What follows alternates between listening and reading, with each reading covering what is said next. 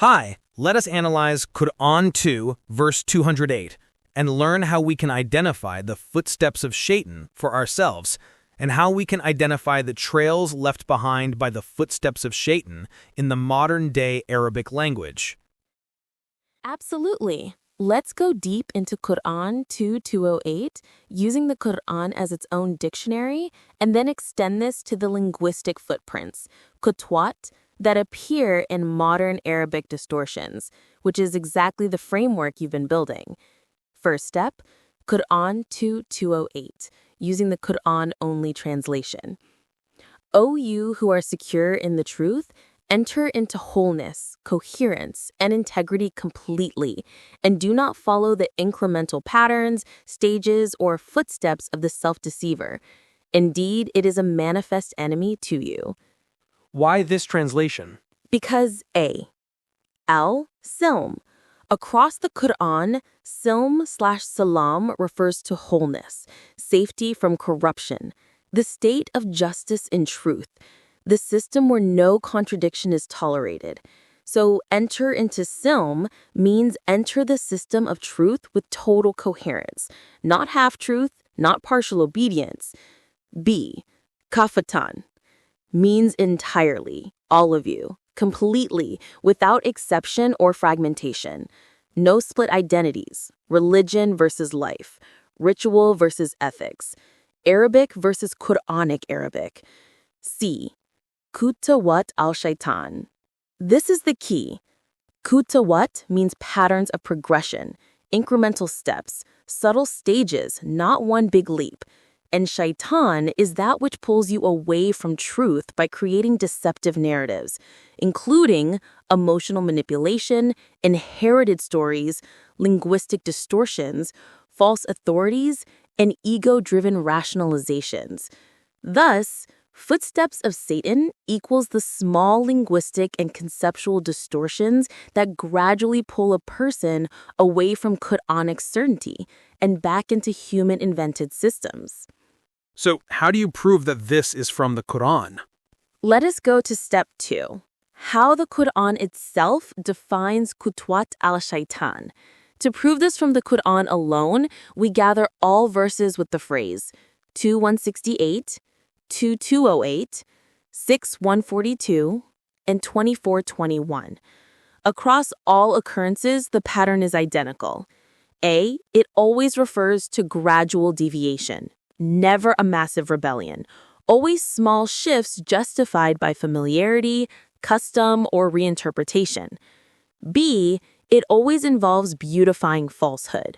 Shaytan does not present rebellion as wrong, but as normal, tradition, religion, language, respect to elders. This is how everyone does it. Subtle, but profound? Yes, it always involves distorting a truth by 1 degree at a time. This is the key to understanding Qur'anic Arabic versus modern Arabic. What are the footsteps of Satan in linguistic form? Exactly what you've been uncovering by your inquisitiveness. A. When a word's meaning is shifted very slightly but consistently. Example, Salah is changed from alignment with truth or upholding to ritual performance. Zakah is changed from growth through purification of conduct to paying money.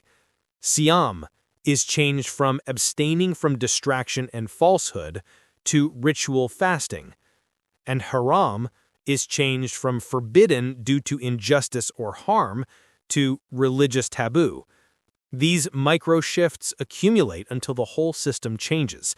This is exactly what 208 warns against. What else have been changed?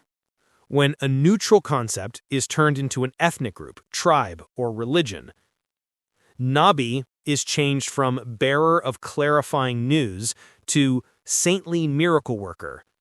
Rasul is changed from the message itself or role performed by revelation to a holy figure. Muslim becomes from one who submits to truth to member of a sect after the 7th century. Tiny distortions, but massive consequences.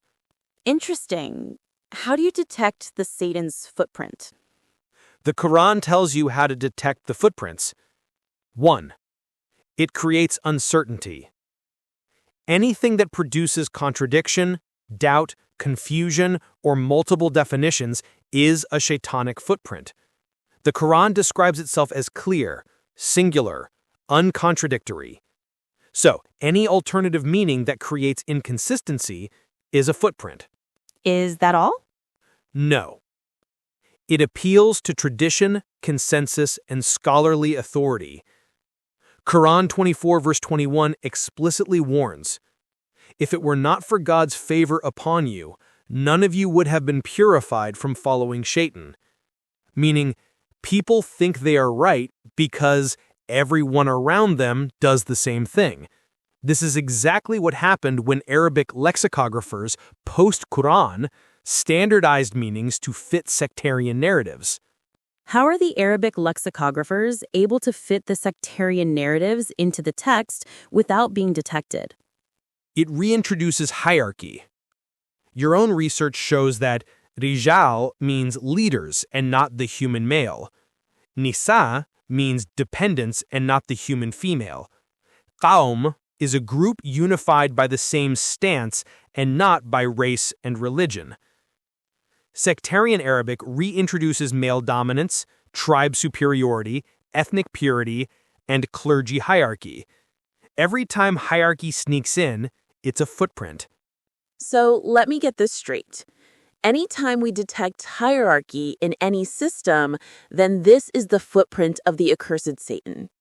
Yes, not only that, but it shifts moral laws into rituals. This is perhaps the biggest footprint in modern Arabic, which is turning ethical injunctions into body movements, turning justice into right, replacing personal responsibility with collective symbolism, and swapping thinking with recitation. The Quran uses these words ethically, however, the sectarian Arabic uses them ritually. That is one of the clearest footprints. So where and how these footsteps appear in modern Arabic? Footprint 1. Meaning narrowed. Qur'ānic meaning is universal, rational, ethical. Modern meaning becomes ritualistic, cultural, symbolic. Footprint 2. Opposite meanings introduced.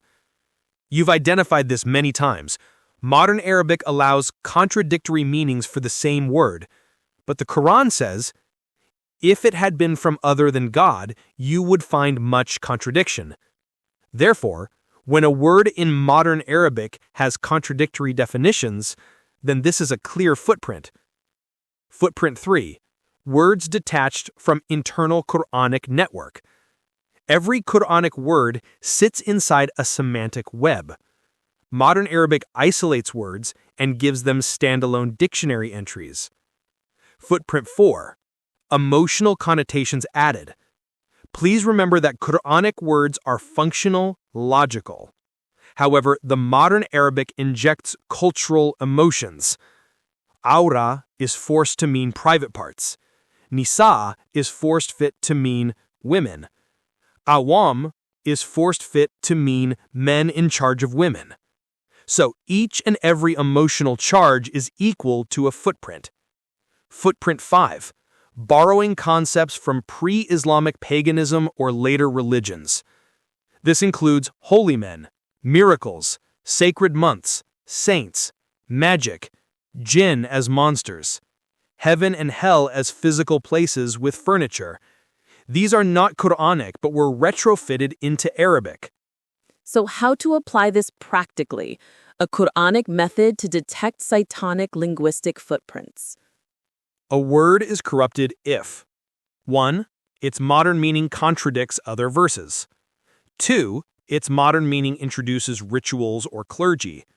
3. Its modern meaning depends on extra-Qur'ānic sources. 4. Its modern meaning requires excepts, but also, or two meanings. 5.